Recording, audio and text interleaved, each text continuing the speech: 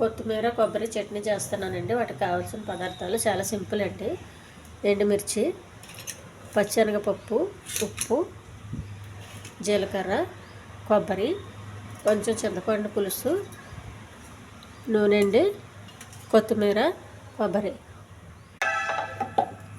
ముందుగా కొత్తిమీర అంతా సన్నగా కట్ చేసి పెట్టుకోవాలండి.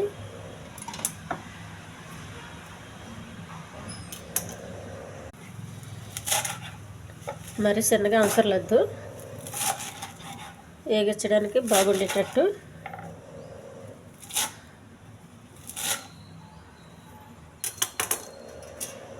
ఒక ప్లేట్లో వేసుకోవాలి.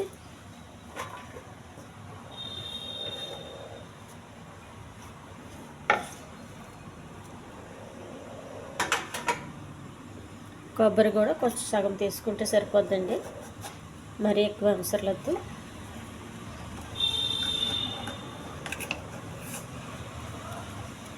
సగం తెచ్చాలు.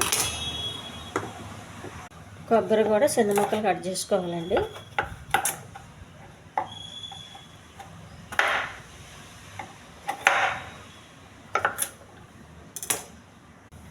స్టవ్ వెలిగించి పెనం పెట్టుకోవాలి.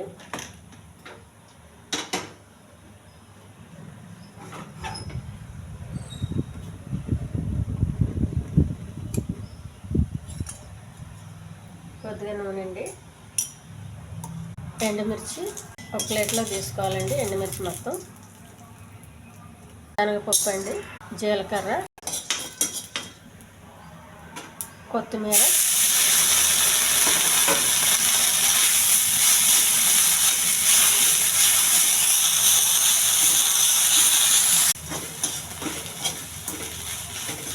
నీరు మొత్తం పోయేంత వరకు ఎగించాలండి.